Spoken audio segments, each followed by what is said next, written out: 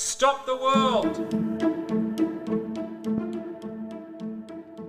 And I think the problem for Putin is if he doesn't make Trump's process work, then it's not clear what else he does. I mean, this is his best chance. He's not going to get a more sympathetic American administration, and he may be blowing it. Welcome to Stop the World, the ASPI podcast. I'm David Rowe. And I'm Olivia Nelson. Today we have the doyen of strategic and military studies, Sir Lawrence Freedman. He's the Emeritus Professor of War Studies at King's College London, the author of many books, and I've got to say, Liv, a thoroughly nice bloke. And the perfect person to talk about the various conflicts and crises around the world right now, Dave. Lawrence recently wrote a piece in Foreign Affairs titled The Age of Forever Wars, which argued that military strategists continue to believe in surprise offensives delivering quick victories. That's despite all the recent evidence that this is a fallacy. And this in turn produces political objectives that are poorly matched to military capabilities and war planning. That's right. Keen listeners might notice that this is the second week running that we've had an episode launching off a Foreign Affairs article, but I assure everyone that our reading here at ASPI is wide and varied. As is Lawrence's vast wealth of knowledge and expertise. He talks about the so-called short war fallacy and how Putin's misjudged invasion of Ukraine serves as a clear example. He talks about the way forward for Russia's war on Ukraine, the significant obstacles to peace, other conflicts around the globe including those in Africa, which we covered last week in our Sudan episode, and why Xi Jinping might not be in such a hurry to take Taiwan by force. Lawrence also explains how mass remains a key factor in warfare and the ways in which modern conflict is layered with advanced technology at one end and more antiquated forms of warfare at the other. And finally, we cap off with nuclear and the recent flare-up between India and Pakistan. Lawrence is as indefatigable as he is prolific. Check out his Substack where he posts regularly. But for now, enjoy the podcast. This is David Rowe and I'm here with Sir Lawrence Freedman. Lawrence, thanks for coming on the podcast. My pleasure. So you wrote a recent piece in Foreign Affairs magazine titled The Age of Forever Wars. It isn't so much arguing that wars are getting longer, but rather that the idea of surprise offensives delivering quick victories persists in military strategists' thinking despite ample evidence that this is unrealistic and this produces a mismatch between political objectives and war planning. Can you just start by taking us through how you've arrived at that analysis, why it's important to understand if we're to make good assessments of current conflicts and potential conflicts around the world at the moment?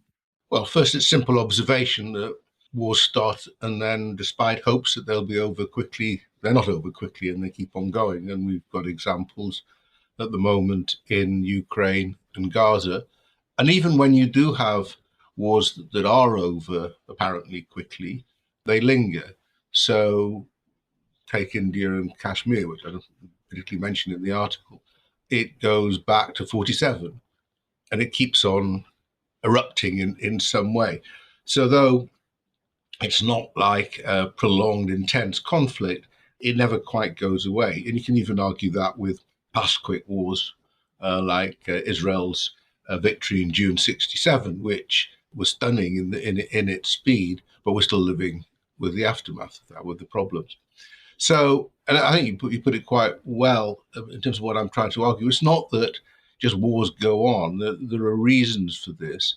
Partly it's military strategy. It's actually quite difficult to defeat a serious opponent that's trying hard and has not been caught wholly by surprise, especially if the initial moves don't work. And partly, and eventually largely, it's political. How do you reframe your objectives so that you can get out of something that otherwise you can't leave because you can't accept that your objectives have not been achieved? And I think, again, if you look at both Ukraine and Gaza, you can see this at the moment. There's enough, you could argue, for Israel to say it's done enough, but it set objectives at a level that could actually never be properly attained. Similarly, Putin could get a deal based solely on territory, but that wouldn't achieve the objectives he'd set himself of finding a way to subjugate Ukraine. So they're the two sort of basic factors. And then once you're in a longer war, then countries have to adjust to the demands of a long war, which are different from those of a short war. Yeah, I mean, there are all sorts of resonances for Ukraine when I think it through. And I think the good thing about the article for me, the useful thing was that it sort of did put forward a sort of theoretical template that is actually quite useful when you start to sort of think through the circumstances that we're seeing currently in some of the conflicts. I mean, the point you make that even when they appear to be over, the core issues can continue to linger. That's one of the reasons, obviously, Ukraine needs security guarantees, because even if there is a ceasefire, the assumption is that Putin will try again in a year or two. So, I mean, you just touched on the fact that Putin is not in a great position to moderate his political objectives, the ones that he set for himself back in the start of 2022. I mean, according to your model, he should temper his political objectives, but that doesn't seem to be an option for him politically. So, I mean, so where does that, I mean, talk through that and explain where it leaves him now. Well, so Putin can keep this war going, I think, with increasing difficulty. He seems to have supplies of men who can be sent to the front, even if they don't come back again, most of them. He's geared his economy to a war footing. He's in control of the population, and they're being encouraged to believe this is all about a big fight with NATO as much as Ukraine. But he's got difficulties. The first and most obvious one is despite what's regularly reported, they're actually not making a lot of progress. It's a very slow grind. The costs, human costs, are still enormous, and his economy, for a variety of reasons, including it just got overheated because of the defence expenditure, is now in trouble. It boomed for the first couple of years of the war, but not so now.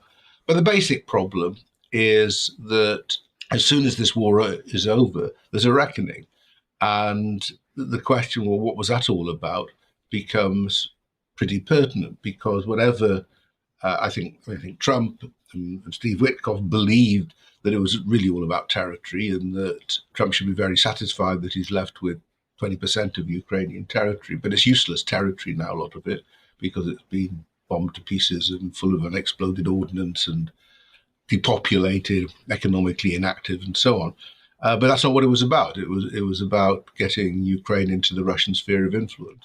And if he fails to do that, then he not only is Ukraine concerned about Russia coming back for more later, he's worried about Ukraine coming back later. So that's the mess he's left himself in. And at some point, he's going to have to address that. Now, I could make a perfectly good case that he'd be better off agreeing a ceasefire and then entering into prolonged negotiations about a peace settlement, because you can say the war isn't over so long as endless negotiations are underway, which is better than endless fighting. But that's so far not the line he's taking. Okay. I mean, it has consequences for Zelensky as well, and for that matter, the United States, which are, I mean, they are very well aware that they are negotiating or facing the prospect of negotiating with somebody who can't really back down for those reasons that he would clearly be doing so under a ceasefire. I mean, unless he takes the approach that you're suggesting there, having manifestly failed to achieve the objectives that he set for himself, and that therefore he could lose stature and authority, and that could have all sorts of consequences for him at home. Is it the case then that they need to try and give him some other way out? No, I don't think it's up to them. I think they've got to look after themselves. I mean, there isn't a way out, I don't think, other than the Kremlin and whoever's in charge accepting that this is pretty futile and that it's not going anywhere. And I think from that point of view, Zelensky needs the sanctions to be maintained and improved by the West, including, if possible, by the United States, and weapons and support coming in to keep his forces going. I mean, Ukraine has adjusted to the demands of a longer war in many respects. It's slow to sort out mobilization, that population, that's still something of a problem, but its defense industry is pretty impressive now, and its production is pretty impressive. It's quite ingenious in how it manages the front. I mean, Zelensky has acknowledged that it's a strain for Ukraine. They really would like a ceasefire, I think, just to recuperate and recover. But they don't have a lot of choice, so they'll keep on going. And I think one of Putin's problems is Trump has tried to provide him with an off-ramp, not so much in terms of agreeing to what he wants in Ukraine, but offering him improved relations, normalization with the United States, even economic deals. There's limits economically to what US can do for Russia, but Trump's offered that. Big handshakes, summits, That's sort of been on offer. And I think the problem for Putin is if he doesn't make Trump's process work, then it's not clear what else he does. I mean, this is his best chance. He's not going to get a more sympathetic American administration, and he may be blowing it. That's why I think he's been scrambling around to find gestures and ways to show that he does really care about peace, even if he doesn't moderate any of his requirements. We were talking just before we started recording that you were expressing no surprise whatsoever that Putin failed to turn up to Istanbul to speak with Zelensky as part of a negotiation. There is some reporting and analysis now that Trump is finally starting to get fed up with Putin's stalling and his very obvious stalling, which has been patently clear to anyone with the faintest degree of common sense that that's exactly what Putin is doing. Do you buy into that view that Trump might be starting to get fed up with it? Well, he says so that's not a bad start. I mean, I think the thing about Trump is what he says is what he's thinking at the time. I mean, his views change, but that's what he's thinking. I mean, the meeting at the Pope Francis' funeral between Zelensky and Trump went fine. The mineral deal, which, I mean, analysts say doesn't mean very much in practice, but I think symbolically for Trump, that's the sort of thing that matters. He likes deals. So I think, though he expresses frustration and so on, and he doesn't particularly like Zelensky, he's nonetheless as inclined to push Ukraine as he was before. And I think there's a couple of positive things in terms of new contracts on air defences and so on. Now, you know, these are more commercial than donation, if you like. But the fact that they're starting to happen, I find encouraging. So I don't think we're going to get a big supplemental like Biden got through Congress. I don't think that's very unlikely, especially given the state of the American budget, which is going to be pretty dire. So I don't expect that. But I do. There's still access to American systems, even if somebody's paying for them, else is paying for them. That's good, and we'll see as it happens. The biggest sanction that Trump has put on Putin is crashing the economy a bit, so you get the oil price down, and that's a real problem for Russia. Right. We're running at around $70 a barrel to going under 60, probably stabilise around 60. That's a problem.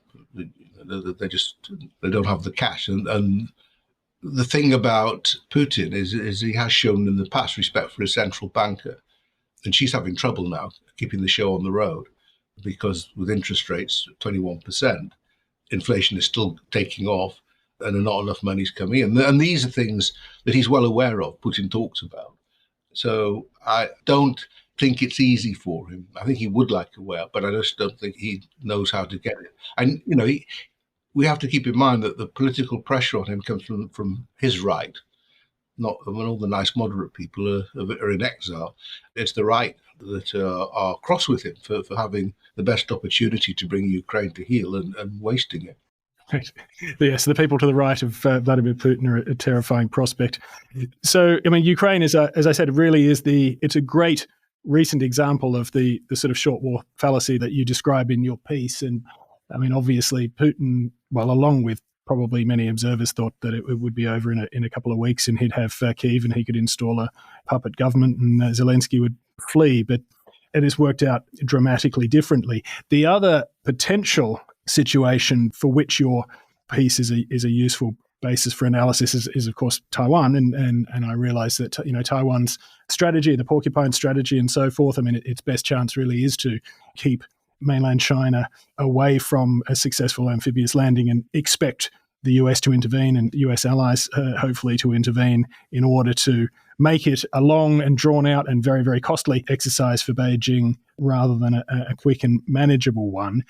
Can you just sort of talk us through your, sort of general observations of Taiwan's options at the moment? I suppose, what do you imagine Beijing's thinking is at the moment, and what do you imagine Taipei's thinking to be? It's an interesting one because I think you've well described in Taipei's strategy. You've got the same issue that we have in Europe, which is, does Trump really care? And I think if you're watching him in the Middle East over the last few days, you would take the view that he just wants to get all these issues over and done with. And I don't think he's got any particular affection for Taiwan. and I don't doubt if he particularly wants to go to war for Taiwan. Some people in his administration would, and think that's what you absolutely have to plan for. But I doubt if he does. And if I was in Taiwan, I'd be worried about that. And if I was in Beijing, I'd have taken note of that. I think the Chinese are different from the Russians on this.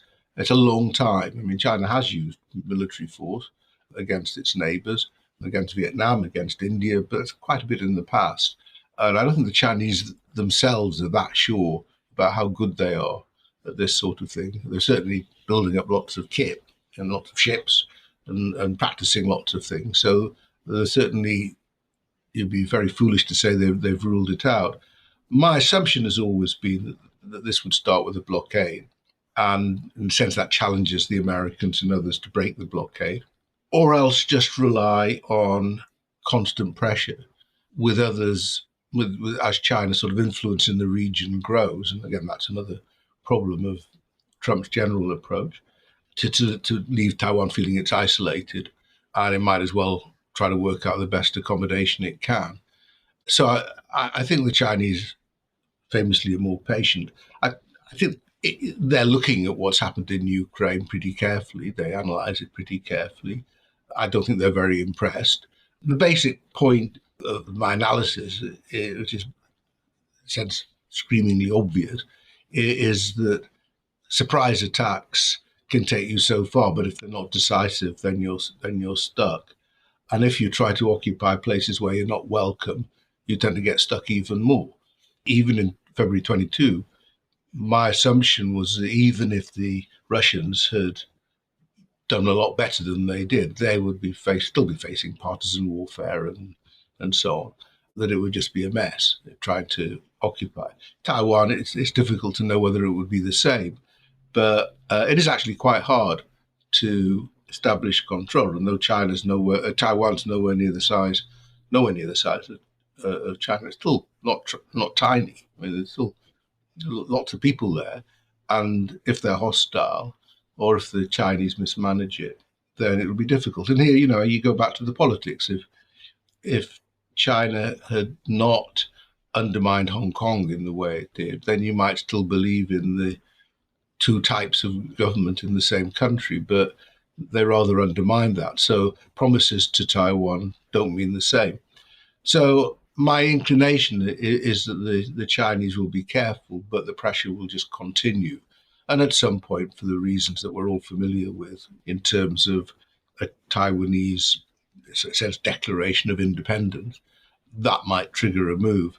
But I think the Taiwanese understand the game well enough to avoid that. And of course, eventually Kuomintang may win an election and look for some more accommodation. Mm-hmm. I mean, a blockade presumably would, an extended blockade, even if the US decided, no, we are not going to go in and sort of militarily break it. I mean, I would have to think that it would produce an international response that China would be uncomfortable with, and that if China decided that it was testing and it could incrementally increase the pressure from a blockade and start to move towards an invasion, that Xi's calculation would have to be that an amphibious invasion would be it's not going to be short and easy, even if the Taiwanese don't get help. These things are very difficult. I mean, and if you're watching the drone war, but naval drone warfare now, which is one of the things that really has developed in Ukraine, you would have to think what's going to happen to landing ships. And so it really is amphibious landings are as hard a military operation as you could imagine, which is why we keep on looking back to Normandy. Yeah. But we've seen the Chinese have their exercises. So it's not as, they do it now and again, and you assume this is just to make the point that we can do it, and then it eases off for a bit. And then one day maybe it just won't ease off. So I think the Chinese can probe and see. Also, of course, a lot depends on what's going on elsewhere in the region, the Philippines, Vietnam, and so on. If Xi decides that maybe he should manage a charm offensive a bit with some of these other countries because they're a bit annoyed with the Americans at the moment because of tariffs, then he could leave Taiwan more isolated. But as long as other countries are pretty nervous about China's intentions to them as well as to Taiwan, then in the end, there's still quite a formidable group of countries that would help Taiwan resist. So I think a lot of it's about probing, and it's also just about how big a priority this is in the end for Xi, when he's got his own economy is not in a great shape, and there are real social, demographic, whatever issues inside China. I've never been taken by the idea that war is a great way to distract attention from domestic problems. Normally, it makes them a lot worse. And he's been in power a very long time now, and it's all on him. So I wonder, and I'd have no way of knowing whether he really does have to get this sorted out by 2027 or whatever people say. You can always wait. Yeah, no, that all sounds eminently sensible. Let's zoom out again for a moment. I mean, I'm interested in your views on the changes that are making differences in war fighting. I mean, the title of the piece you wrote was The Age of Forever Wars, but you're not really arguing that the wars are getting longer as such. No, sure. It was a great title, but it's... fine. I didn't object.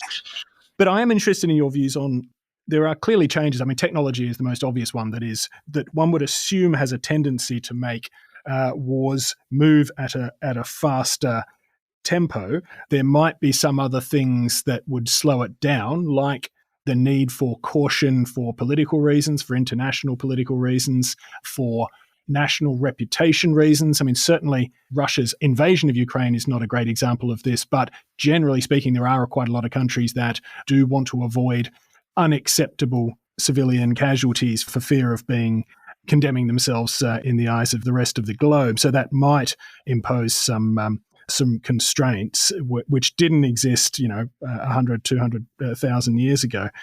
Can you just give us some sort of top of your head overarching thoughts on what the sort of key changes are that you think are sort of changing the tempo at which wars are fought now? Yeah, I mean, first, just a caution that the tempo is a good word because wars often go in fits and starts. They're not sort of linear in their development or sort of follow a simple escalation ladder, as some people might assume. We tend to think of forever wars in terms of our wars in Iraq and Afghanistan, which were not fought at a particularly intensive pace after the initial moves. We couldn't stop internal fighting and insurgencies and so on. Most of the wars that never seem to end are in Africa. I always get struck by a statistic from Sudan, which I think I mentioned in the article, about since independence from the UK, there's been about 46 peace treaties, which indicates how successful they are. And I think that's so. If you look at the Democratic Republic of the Congo, if you look at Ethiopia, Sudan, Central African Republic, and so on, I mean, these are wars that just go on. In Sudan or in the Sahel at the moment, they're fought with sometimes quite modern weaponry. They're fought with drones, but they're more skirmishing, if you like, than great battles, and it's often just about moving populations, starving people, and so on. It's pretty crude stuff. When you get to the sort of big wars like Russia, Ukraine, I think one of the things we've learned is the importance of mass. If you want to keep these things going, you need a lot of it. And the West has concentrated on getting super precise, high quality systems, and they do make a difference. And you can see that too. If you're absolutely sure that you're going to hit a particular target once you've got decent intelligence, then that makes a difference. But the revelation of Ukraine is first, which isn't a revelation at all, that once you get into one of these fights, you need a heck of a lot of ammunition. And that if your factories can't produce it or you can't source it from somewhere else, your effort is just going to peter out. Even if you've got great artillery systems, you need the ammunition. And secondly, that the way that, and this is new, the way that drones have developed is to large-scale production of very expendable drones. And they're not, the cost adds up, but they're nothing like $70 billion $70 million you would spend on a US Reaper. These are thousands of dollars each. And you can get them that take pictures, you can get them that drop weapons, you can get them that for communications. You can just use drones a lot. Now, that doesn't mean to say all the other stuff that's important, like artillery, isn't still important and still present, but drones have made a difference. Well, you need the production. I think mass is the real lesson. And I think for Western governments, this is a big one, because we just haven't maintained the productive capacity to do that. And you can see in Europe that's switching very slowly. I mean, it's switched, but the productive capacity takes a long time to build up. And of course, if you're doing it with private companies, they've got to be persuaded that the orders are going to keep on coming, because it's expensive to tool up for these sort of things. So I think the new technologies are important, and how much can be cramped into small spaces is always impressive. And the role of AI in all of that, which makes a difference with air defenses and targeting and so on. But you just need the numbers as well.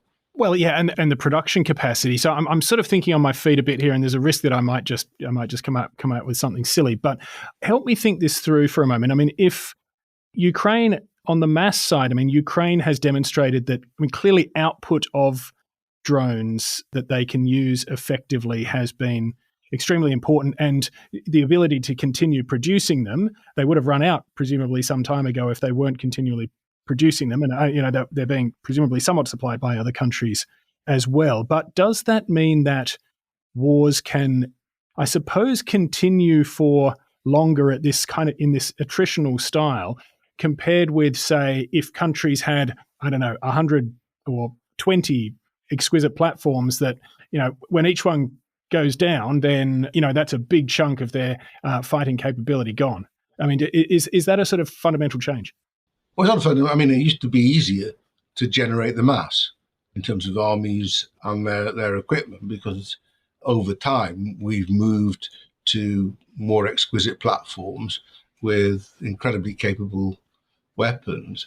And then you stop to think, well, if one of the UK aircraft carriers gets caught, that's an awful lot of the last 20 years' defence budget down the drain, as it were. So I think that gives you pause, and why thinking about mass is important. I don't think this is anything new, other than we've concentrated so much on the smart weapons. One of the more effective Russian weapons in Ukraine has been the dumbest bomb of all, the glide bomb.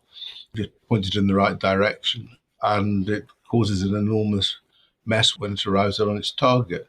And in a target-rich environment, it doesn't have to be that accurate. I think the way I think to think about new technologies is in terms of layers. The old stuff is there. You don't have to spend a lot of time looking at the imagery from Ukraine, and you're seeing trench warfare. I mean, it really could be at times from the First World War. Yeah. Guys throwing grenades at each other and so on. And then you've got the armoured warfare, which is still present, although less so than one might have assumed, because a lot of the armour has been lost now.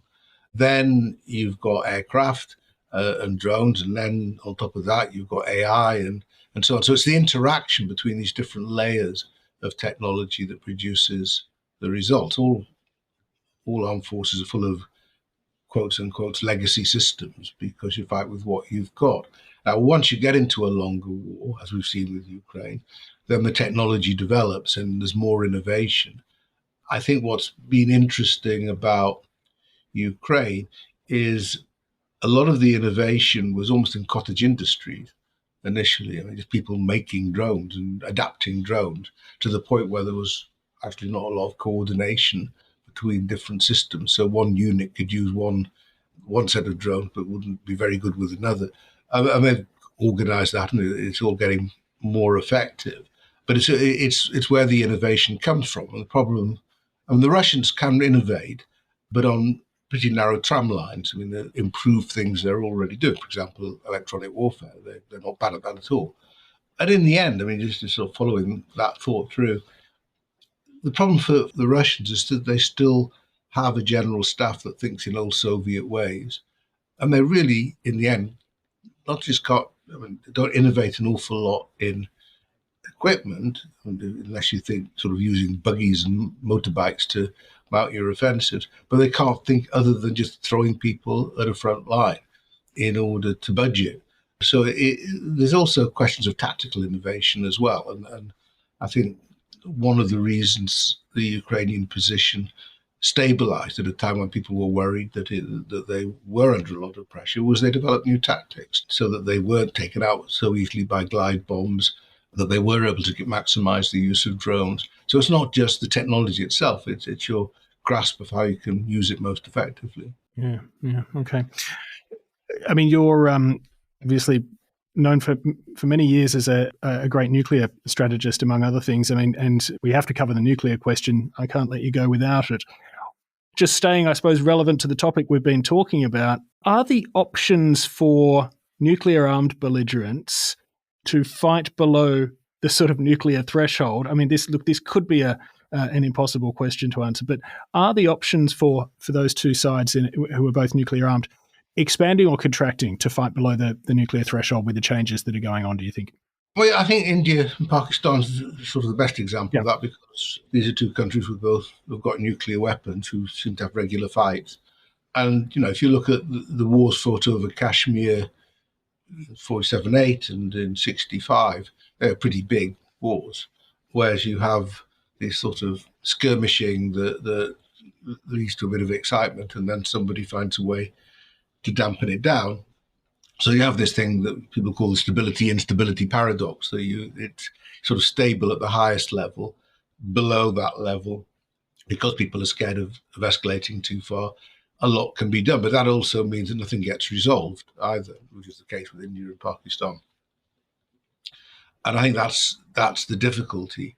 I think Ukraine demonstrates that despite everybody's assumption that Putin was incentivized in some way to make a point and scare everybody by using low-yield nuclear weapons, it's a very unattractive idea to be the first to break the quote-unquote nuclear taboo since 45. And for what? I mean, you couldn't even be sure that this would bring the war to an end. Either it's a small enough operation so it doesn't seem too ghastly, in which case it doesn't necessarily make a lot of difference, or it's large, in which case it's not low-yield tactical, it's big and strategic. And I think Putin has tried to sort of exude nuclear menace quite often. And the problem that's created for him is that the Ukrainians keep on pushing and targets in Russia get attacked and so on. And it never seems a good idea to respond with nuclear weapons. And many have argued in Russia, again on the more belligerent side of the Russian debate, that he needs to find some way to lower the threshold to demonstrate the risks that Europe and the US are running by supporting Ukraine. And Putin's resisted that. So my view is that the nuclear dimension in Ukraine is more or less as one would expect, that Russia hasn't attacked NATO countries supporting Ukraine. The West has not put its forces to fight side by side with Ukrainians. They might at some point, but they haven't yet. And so it's encouraged caution and contained the conflict. But in the end, it's been fought at a pretty high level, much higher than, say, India and Pakistan, without really producing situations in which nuclear use makes a lot of sense. You always got to remember, all of this war is being fought on territory that Russia is claiming for itself. So it would be quite odd to use your first nuclear weapons on territory you've written into the Russian constitution. I mean, the unstable stability, I mean, I'm sort of in two minds about Kashmir, but my inclination is to think that it's more stable than unstable. Yes, it does allow for all sorts of things to go on below the nuclear level. But ultimately, I mean, there have been quite a few skirmishes, haven't there, since 1998, or if that's the year that both announced nuclear capability, I think it was. I mean, each time, of course, you only want to roll that dice so many times, I suppose, but But each time they do seem to manage to keep it at the skirmish level. And like you say, they don't resolve the Kashmir issue by one side decisively defeating the other. And I mean, of course, lives are lost every time, and that's terrible, and we don't want that to happen. But I mean, do you see a sort of more stability there than not? I think it's very difficult to resolve this issue by armed force, but the issue doesn't stay static. The line of contact, which is the ceasefire line from January 1949, hasn't actually changed. But within India-controlled Kashmir, India has tightened its grip. It's more repressive than it was. Elements in Pakistan, including the agencies, are still going to be pushing. I think if it continues along those lines, maybe one day it will go a bit further.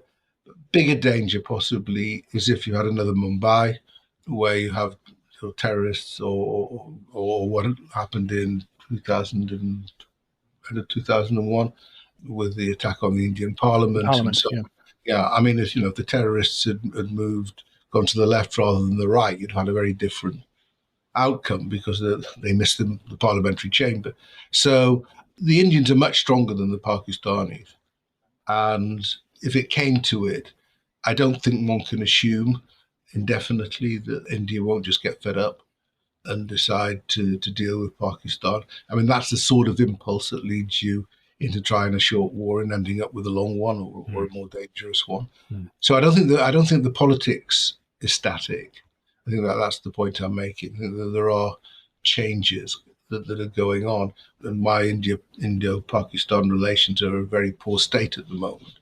So you've had these periods where they haven't been bad, and leaders meet each other and have positive conversations and so on. I haven't had that for a while.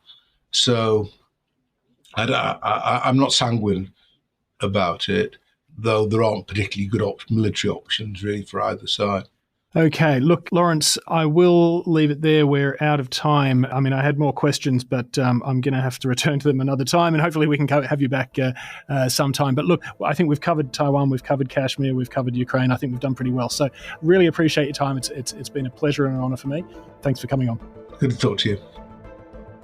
Thanks for listening, folks. That's it for today. We'll be back next week. Bye for now.